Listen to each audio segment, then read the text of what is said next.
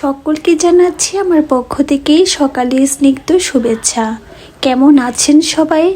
গ্রামীণ জীবনের নতুন আরেকটি ভিডিওতে সকলকে স্বাগত জানাই। আশা করছি আমার পরিবারের ছোট বড় নতুন পুরাতন সকল সদস্যরা বেশ ভালো আছেন। হয়তো আজকের ভিডিওটি একটু আপনাদের অগোছালো লাগতে পারে। কয়েকটা দিনের মেমোরি আমি আপনাদেরকে জয়েন করে দেখাচ্ছি। টুকরো টুকরো করে ভিডিওগুলো নিয়েছি, তাই একটু অগোছালো হয়েছে। অনেকটা সময় আমি বাড়িতে ছুটি কাটিয়ে আসলাম আমার রুমে এসে দেখলাম সব কিছু ঠিকঠাক করে গোছানো রয়েছে। বাহির থেকে এসে অগোছালো রুম দেখতে কিন্তু একদমই খারাপ লাগে। যেদিন বাড়ি থেকে এসেছি সেদিন রাতেই আমি বার্থডে সেলিব্রেশন করেছিলাম, যেটা আপনাদের প্রিভিয়াস ভিডিওতে দেখিয়েছি। এই ভিডিওটি হচ্ছে বার্থডে সেলিব্রেশনের পরের দিন সকাল, অর্থাৎ ক্যাম্পাসে আসার পরের দিন সকালবেলা ছিল। ঘুম থেকে উঠে আমার নিজের রুমটি একটু চোখ ভুলিয়ে নিচ্ছিলাম। এই রাখলাম বাজার ঘাট। আরে না, এটা বাজার করে আনিনি। আসার সময়ে মা এই ধরনের কিছু ছোট ছোট ভালোবাসা সমেত সবজি পাঠিয়ে দেয়। যখন এগুলো বস্তা থেকে বের করি তখন অনেক ইমোশনাল হয়ে যায়।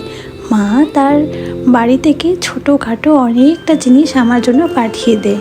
পরিমাণে কম হলেও এটা আমার জন্য খুবই প্রয়োজনীয়। আর যে সমস্ত সবজি দেখছেন, এই সমস্ত সবজি আমার মায়ের নিজের হাতে তৈরি করা জমি থেকে তোলা হয়েছে। এই আলুটুকুও কিন্তু আমাদের জমির আলু, তবে হ্যাঁ, পেঁয়াজ রসুনগুলো নয়।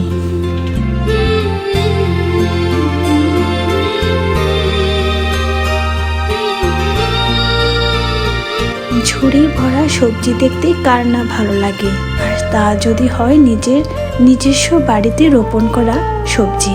প্রত্যেকটা কিছুই আমার বাড়ির ছিল। আর এখানে যা ছোলা, আটা আর বাদাম দেখছেন, এগুলো ছাড়া এগুলো মা বাড়ির জন্য নিয়েছিল, তবে আমার জন্য অল্প পাঠিয়েছে। এখানে রয়েছে অল্প শুটকি মাছ, হলুদ আর মশলাগুলো যদিও বাহিরে ছিল, হলুদগুলো নিজেদের গাছেরই ছিল।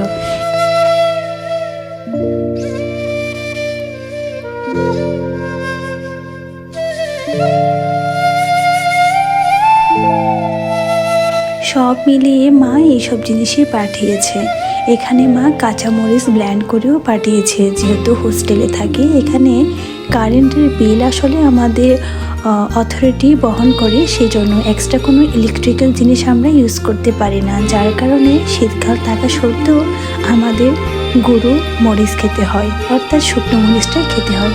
তাই মা নিজেই কাঁচামরিচ ব্লেন্ড করে পাঠিয়ে দেয়। যদিও আমাদের বাড়ি আমাদের ভার্সিটি থেকে অনেকটাই দূরে, তারপরও মা পাঠিয়ে দেয়। এখন শীতকাল যেহেতু তেমন একটা নষ্ট হয় না।